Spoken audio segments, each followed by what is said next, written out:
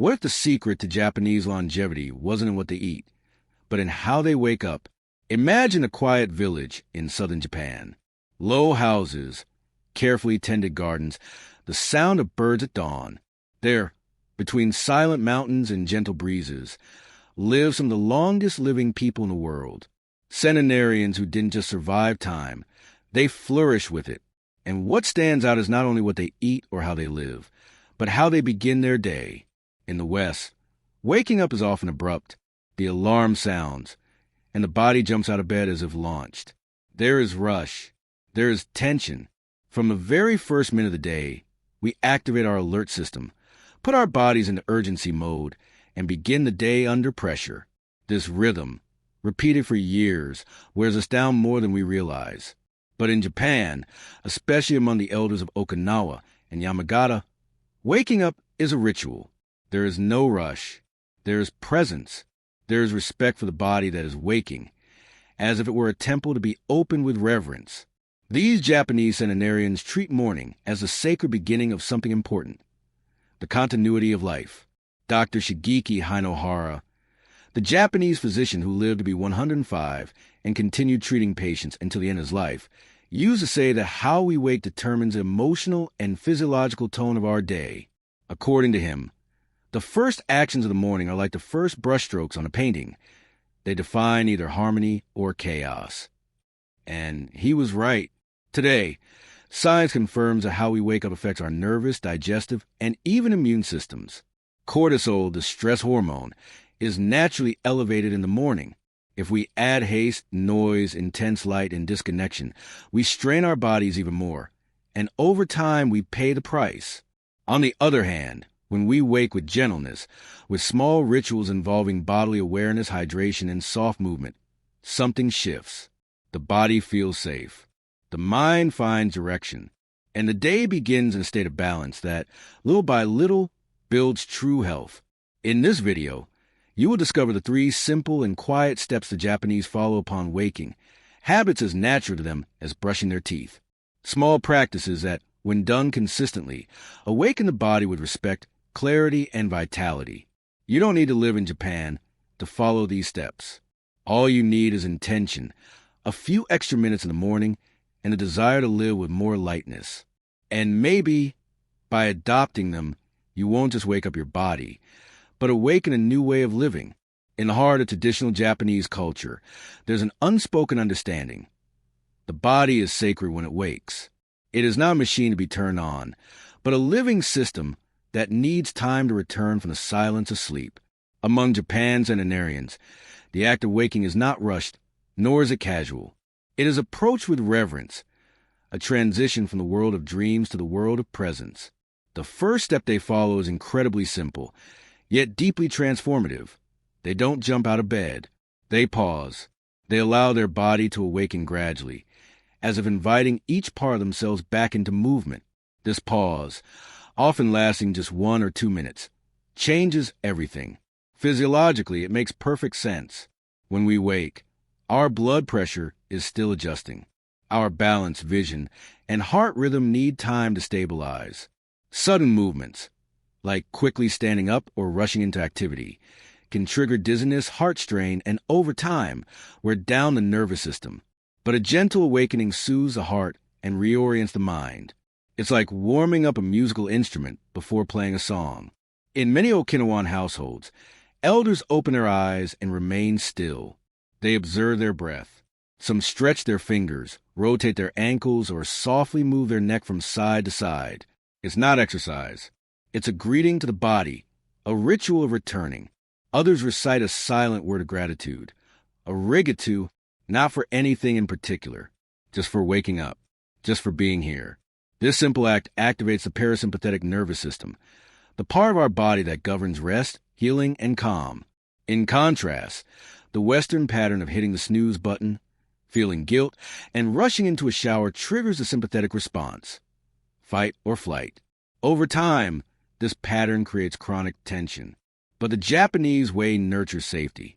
Dr. Shigeaki Hinohara used to say that a calm morning is a gift you offer your own heart.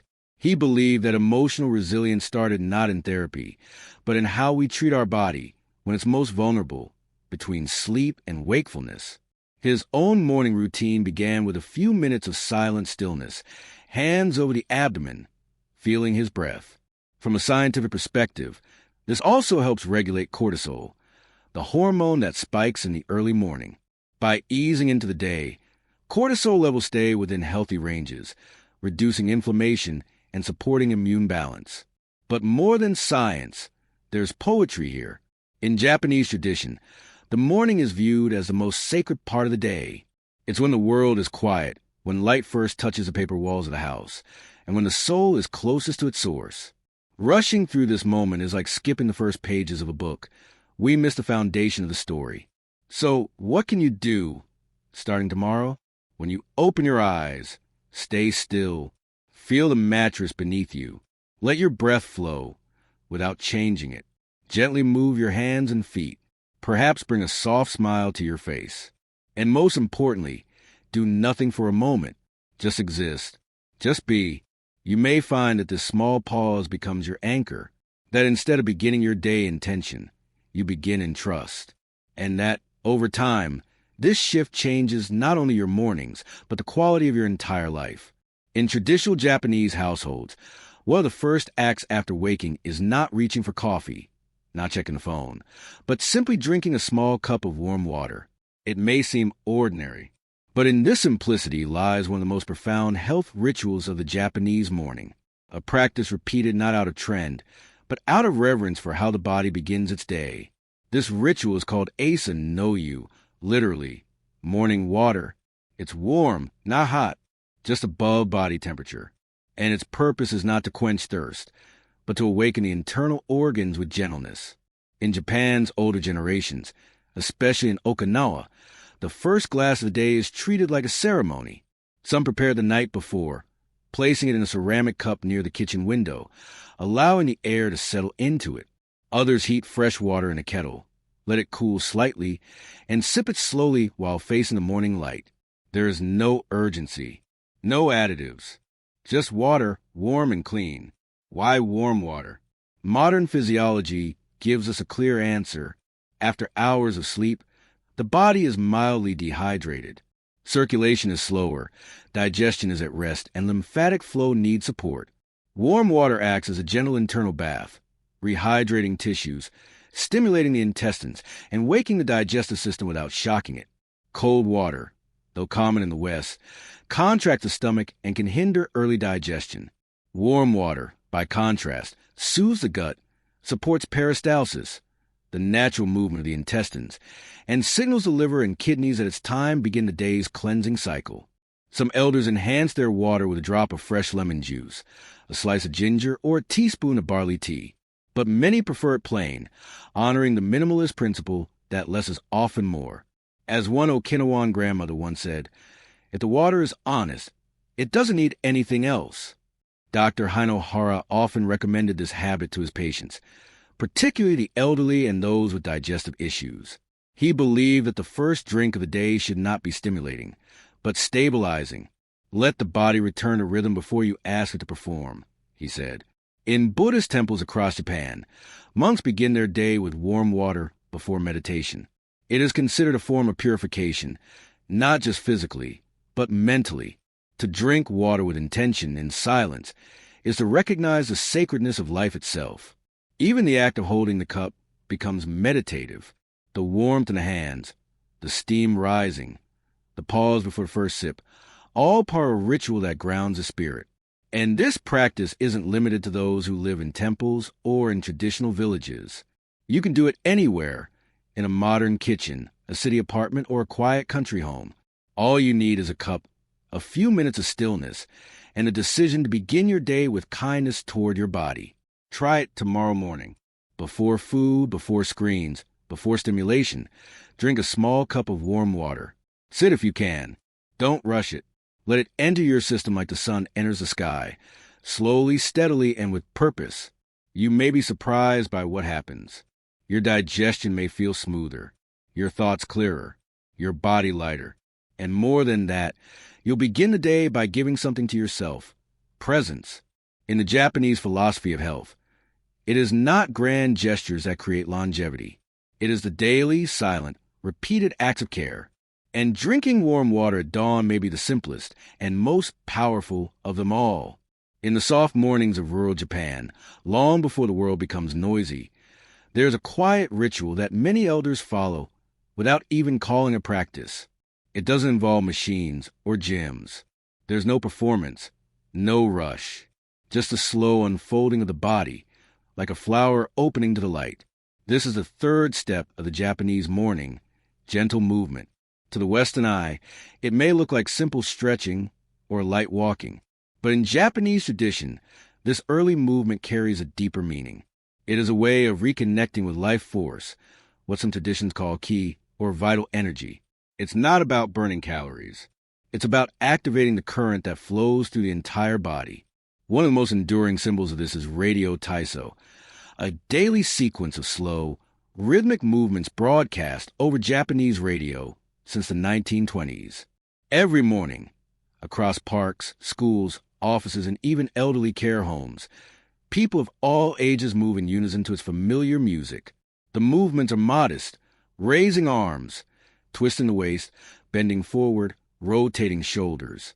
But they are done with presence, with breath, with respect. Many Japanese elders perform their version of these movements each morning before breakfast. They may open the sliding doors, let in the morning air, face the garden, and begin. Some prefer simple walking, slowly through a path behind the house or barefoot in the yard. Others sweep the floor, stretch their arms, or roll their shoulders while boiling tea. It is not about what is done. It is about how it is done. Science confirms the value of this gentle flow. Movement upon waking increases blood circulation, enhances oxygen delivery to the brain, and supports joint lubrication. It also helps regulate blood sugar and reduces morning stiffness, especially vital for those in later decades of life. When combined with breath awareness, these movements activate the vagus nerve, promoting emotional balance and reducing anxiety. Dr. Hinohara once observed that motion is life and life is motion. He believed that our cells respond to rhythm, and that even the simplest movement, if done daily, creates a kind of internal harmony that medicine alone cannot offer. He often advised his patients to wake the body before you ask it to serve you. In Okinawan culture, there's a saying, "Let your joints greet the sun." This reflects a deep understanding that movement is not something we add to life. It is part of being alive. And when done with slowness and care, it becomes a meditation in itself. You don't need to follow any set routine. You might raise your arms above your head, circle your wrists, roll your neck gently from side to side, walk from room to room in silence, or simply stand by the window and sway. The goal is not to exercise, but to awaken, to rejoin the body, part by part, with the day that is beginning. Make this moment yours. Don't check your phone yet. Don't jump into tasks. Just move softly, intentionally. Let the light find your face. Let the air touch your skin. These small sensations are not distractions. They are the doorway to presence. In time, you may notice something beautiful. Mornings become less chaotic. Your thoughts feel more spacious. Your body less rigid. And perhaps most importantly, you begin to feel that aging is not a decline, but a deepening. That with each morning of movement, you're not just stretching muscles, you're stretching time itself. In the rush of modern life, mornings have become mechanical. Alarms ring, lights blaze, notifications demand attention. And before the soul has time to arrive, the body is already on autopilot. But in the rhythm of Japanese longevity, mornings are treated not as obstacles to overcome, but as sacred spaces to enter, as quiet temples where the day and the self can begin with clarity, calm, and purpose. The 3 steps we've explored, waking gently, hydrated with warm water, and moving with intention, are not random wellness tips. They are the foundation of a life rooted in harmony. They reflect a deep belief held by many elders in Japan that how you begin your morning is how you begin your life, over and over again. These practices do not require money. They ask for awareness. They do not require time. They ask for presence. And they do not promise miracles, but they do promise change. Subtle at first, then profound, because when we begin our day connected to ourselves, The rest of the day unfolds with less resistance. The body cooperates. The mind listens. The heart softens. Dr. Hinohara often reminded his patients that healing did not start in hospitals. It started in routines, in what we do between sunrise and breakfast, in how we treat ourselves when no one is watching. Live gently in the morning, he said, and life will treat you gently in return. Look around you, or within you. Perhaps you've been rushing into your days, not out of choice, but out of habit.